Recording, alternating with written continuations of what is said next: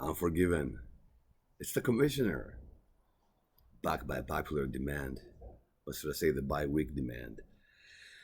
I think I should remove both of them from the chat. What do you say? Should it be the next poll item? Yeah, that, you know what? It's okay. I understand. I do sympathize. Anyway, welcome. Post week 4, moving into week 5. Already had Thursday night football. Cook and Goats in Seattle. Watching one of the ugliest games I ever seen, but exciting nonetheless. Sort of. And of course, we want to say a very happy birthday, officially in the report, to the bye week, Panatha, whatever you want to call him, the needy guy, the one that needs, love from Armenia, from an animal. Great guy, really great owner. The more he talks, he used to know the more he hurts. We'll have a surprise next week for our bye week. Commissioner is taking care of it, of his owners, and I feel that he needs a little bit of attention. So the next report will have a special segment with a special gift that I prepared for our 0-4 team. But I digress. So welcome to this week's summary report. It won't be 20 minutes, I promise. Got a lot to say, but I'll leave it for the analysis per matchup. It's a Dodger night. Okay, I know some of you don't care. You're gonna make comments, but I find myself every October for the last 2-3 years sitting on this chair doing a report for the league and at the same time celebrating postseason October baseball for the Dodgers. Great win against the Cardinals, 3-1, 2-run shot from Chris Taylor that put us into walk-off. That is, put us into the historic playoff for the National League Division Series and NLDS against the Padres. They don't look pretty good right now. They're 2 down, 0-2 against the Padres. I'm sorry, the Giants. But these two have never met in the postseason. Wow, in the history of baseball. Anyway, a little bit of next-gen stats for baseball. But let's start with what happened last week. Just quick commentary about everything. The Panatha and keep saying with the goat that, I'm sad when I do the report. Look, it's not easy to do these reports, and I'm doing stats. There's a lot of work that goes into it, and the weeks are tough. And I teach on Thursday nights, and my little violin here. But also the Dodgers were playing yesterday, so I was busy with that. Don't be afraid. Don't be afraid, to admit that I'm the best commissioner in the ESPN universe, all right? So these reports will always be there for you. I mean, you all predicted that the Panatha would be the only team, right? 0-4, and that's what happened. I mean, that's what the poll said. We also asked in the poll early on, what was the biggest shocker? And you all agreed that Cook and Goats got his cooking goat ass handed to him by Sacks in the City. I mean, that was like 6 sacks in the game, strip sack, fumble recovery, fumble recovery, return for a TD.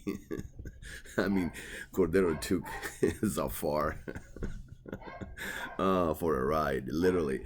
Enjoyable to watch the, the ego, the overinflated ego, although he doesn't admit it, of Cooking Goats to actually deflate a whole lot, scoring the least points with the commissioner, 106, and one of his lowest scores ever. Indeed. Well, not only that, but we broke another record. Well, actually, we couldn't hold on to a record because Ace of Spades became Ace of Hearts, if not Ace of Ass. What happened, Andreas? 87 points. If you take Mahomes and Tyreek Hill, those two together had more points than your entire team. How would that look like if you were playing the Doctor? Because I had the honor of playing the Doctor, but still. So there were some interesting things. And then the goat comes out of nowhere with double digits all over the board, and he just wants attention. It's like, oh, Commissioner, talk about me. I will. Relax. What's up with this impatience? Anyhow, that was impressive too. I have to admit, that just went down really, really excitingly for the commissioner, seeing the GOAT actually getting a win and not being, in the same apartment in Lancaster, no pun intended, in the Antelope Valley with the Greek failure, right? So there were these things. Of course, I got my ass handed to me. I mean, even if I used my bench, which my bench, blew up with the exception of Kirk Cousins. Even if I used my bench, I wouldn't even be close to the doctor. The doctor was just, using the scalpel, the 10 blade. Do you know what a 10 blade is in the operating room? And he was just carving me out one by one, little by little. Crazy stuff going on. Honestly, God, crazy stuff. And of course, Falco, you know, the replacement. he always, I thought he would change his name by now, but not. Falco prevailing. Not impressive, honestly, but efficient. That's what Falco is. Falco is not impressive, but he is efficient. Anyhow, a few things to consider. The benches blew up again. I mean, with the exception, of course, of the bye week. I do have the lowest average for points for because I score very low. I don't go over 120 that often, just once or 130. But it's funny because Panatha has the lowest average on the bench, which means his choices, if something happens, are not really viable, right? So if you watch the bench scoring throughout the weeks, he scores the least with the folks he has on the bench. Now, there's a lot of next gen stats that I will go to 2 weeks from now because I gotta wait. I know the first 3, 4 weeks, and we go to 6, 7 week. This is the week where all of you are looking at.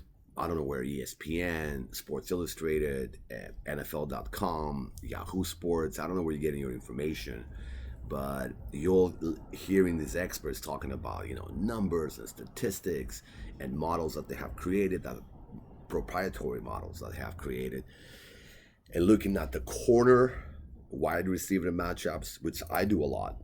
I look at that a lot when I make my predictions because these corners are shadowing big receivers, and then there is a third receiver or the second receiver that will make more points. They'll have more points because the main corner is shadowing the number one wide receiver. I know you're all doing your research because the wire blew up and it was like dropping, adding, which is great, which means you care. I know Andrea secretly spends now his Sundays not going to his restaurant, but he's just like over the phone trying to figure out his next move, and you need it now.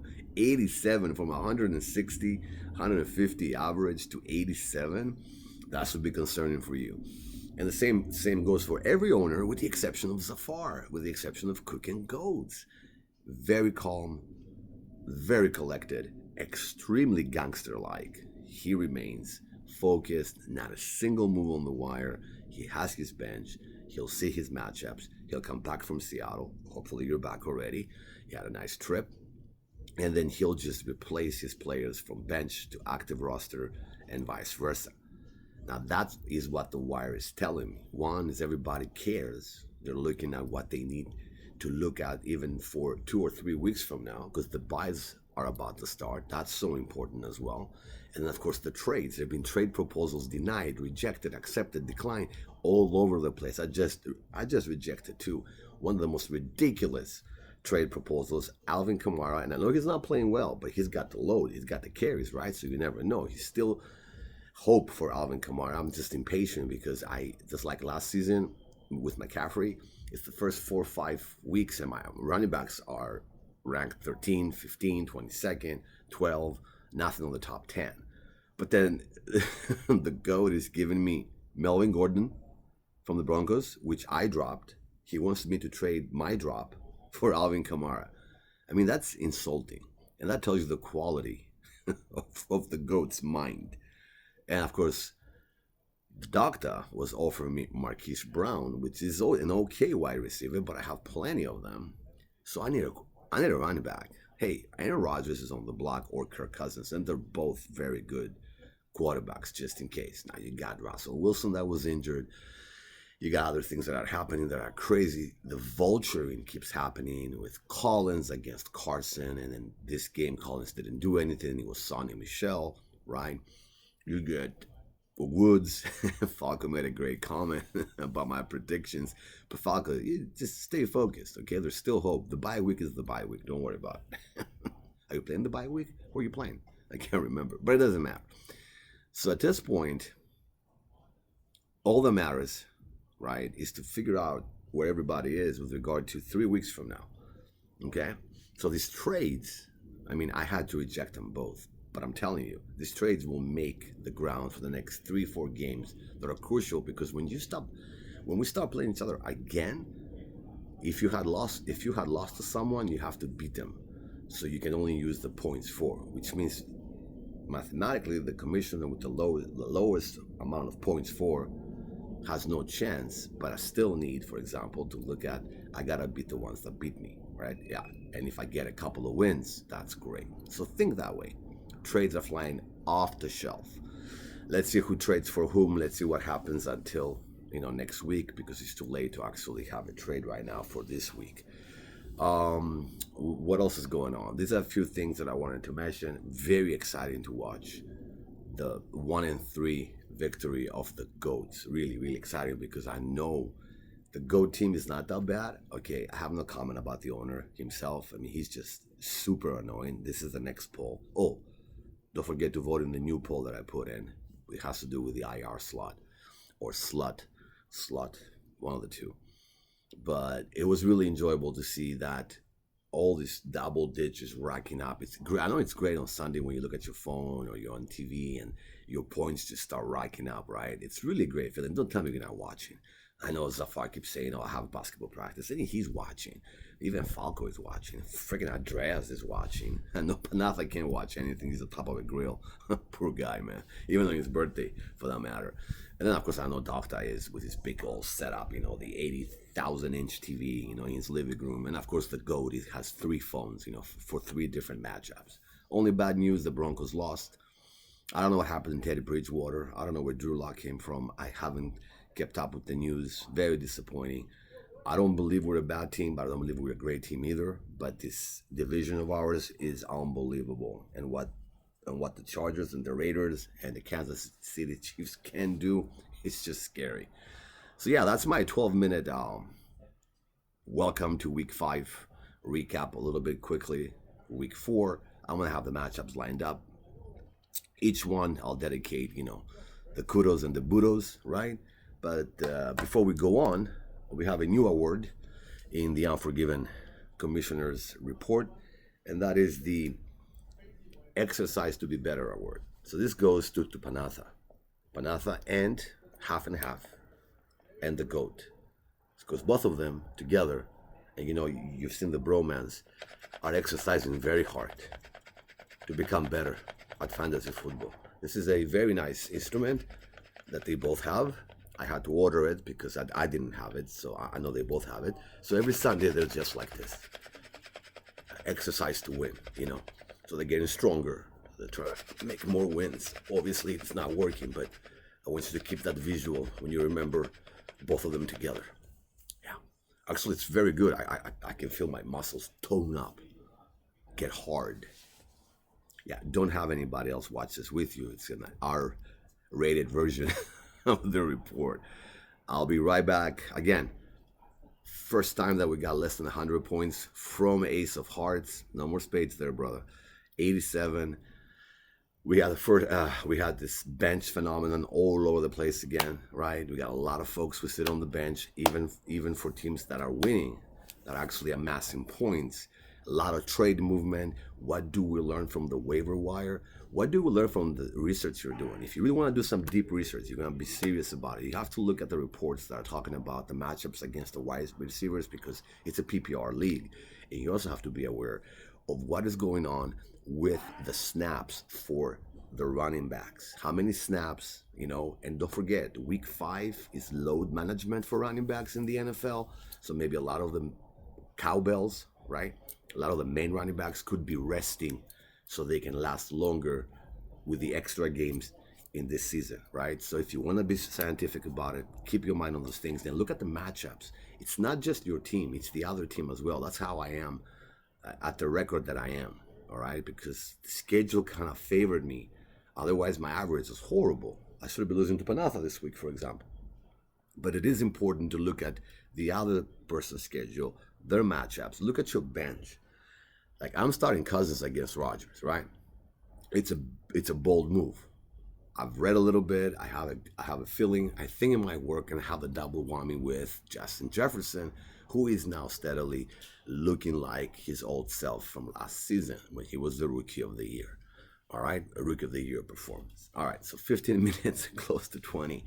But I hope that the Dodgers. I'm not watching right now. I hope the Dodgers have narrowed the gap. They were losing 2-0. We should celebrate LA teams, right? So go Dodgers.